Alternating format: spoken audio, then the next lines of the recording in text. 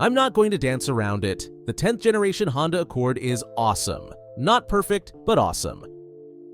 That awesomeness begins outside. In the pantheon of Honda Accords, this might be the coolest. The fastback profile looks substantive and sporty, while the front has an imposing modern presence. It also looks like it has a unibrow, but the Accord's got the swagger to pull it off. Creep inside, and the design is less radical but still attractive in an unpretentious kind of way. Interior appointments are soft in the right spots, specifically where you'll be resting your elbows and knees. For a mid-sized sedan, rear seat legroom is absurd. I'm not quite sure what to do with all of this, and despite a sloping roofline, headroom is good in all positions. Yes, even the middle position. I do have to contend with a center tunnel right there, but if I needed to, yeah, I could hang there for a while. The roofline does slightly hinder ingress and egress. It might be nice if the rear upper door materials match the soft front doors, and rear passengers would appreciate some USB outlets, but overall, the back seats raise few complaints. There's not much to complain about up front either. The layout is a monument of simplicity and functionality. All the buttons and controls are where you'd expect them to be. They're clearly labeled, you can see them from the driver's seat, and when you use them, they feel nice. I especially like how the HUD and trip buttons use a larger font since they're further away. Sweet attention to detail. For hauling gear, the trunk provides a healthy 16.7 cubic feet, supported by a wide trunk opening, 60/40 split folding seats, and a good-sized pass-through to the cabin. Though the seats don't quite fold flat, raising the Accord's usability is a big center console, a deep USB-adjacent storage area with optional wireless phone charging, and a driver's seat that offers a wide range of adjustability. In my case, I can enjoy a commanding 93, a relaxed 8 and 4 with my arms on the equal height armrests, and unlike in many cars with the steering wheel just at low, there's no obstructions for the gauge cluster. I can see everything perfectly clearly. Regarding the gauge cluster, it's analog on the right and digital on the left. The digital portion looks sharp and is effortlessly customizable to display the tachometer, audio, and phone information, or supplemental navigation directions. We'd be even more impressed if it also showed Apple CarPlay directions, but we're fans nonetheless. Speaking of CarPlay, it's available on all Accords except the base trim along with Android Auto. Beyond smartphone integration, Honda really has stepped up. Its infotainment game is strong. A 7-inch unit is standard, but most Accords will come with this vivid 8-inch touchscreen. I love the bright, colorful, clearly distinguished icons, how utterly intuitive it is to navigate, and the fact you can access submenus with these physical buttons located around the screen. But mostly, I love the fact that I'm not going to have to complain about a lack of knobs anymore.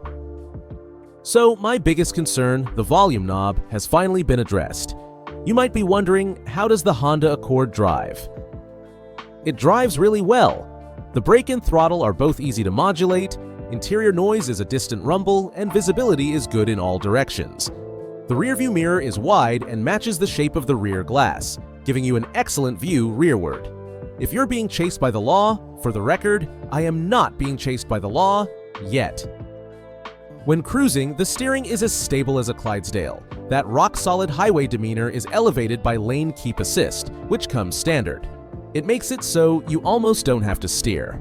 Alright, the car is telling me apparently I do have to steer. For roads that curve, the steering wheel lands in the Goldilocks zone, delivering the right amount of heft and direct, predictable responses from the chassis. There are sportier sedans, and there are softer sedans, but the Accord strikes a smart balance between those conflicting demands. Elevating the latest Accord's road manners is a 2-mode adaptive damping system offered on the Touring trim. Able to adjust its reactions 500 times per second, the adaptive dampers deliver a commendable ride that helps smooth undulating roadways. At the same time, the Accord can be fitted with 19-inch wheels that look neat but degrade ride comfort versus the standard 17-inch wheels. As is now common, the Accord features a sport mode that alters steering, throttle, and transmission behavior. The Sport mode also sharpens the 2-mode damping system, though in practice, mid-corner bumps still cause the Accord to wallow and bounce. Thankfully, among sensible family cars, that qualifies as fun from the driver's seat. A long hood and curved dash make it seem larger than it actually is, but rest assured, the Accord is perfectly manageable. Dicing it up in parking lots would be even more manageable if Honda offered a 360-degree camera system, but as is, the standard multi-angle backup camera and optional front and rear parking sensors do a good job informing the driver of relevant hazards. The Honda Accord's turbocharged 4-cylinder engine lineup consists of a 1.5-liter that's powerful enough for most buyers' needs, but there is also a 2.0-liter. Choosing the 2.0-liter brings lag-free instantaneous thrust that you probably want more of. With the demise of the Accord V6, the 1.5-liter engine comes teamed with a continuously variable transmission, while the 2.0-liter is partnered with a 10-speed automatic that, aside from occasional light jerkiness in stop-and-go driving, is transparent in its operation. Amazingly, either engine can also be paired with a 6-speed manual transmission in Accord Sport models. Yes, a manual, you know, that thing where you use your right arm and your left leg to shift gears? Rounding out the powertrain lineup is the Accord Hybrid, whose 2-motor hybrid powertrain and lithium-ion battery pack.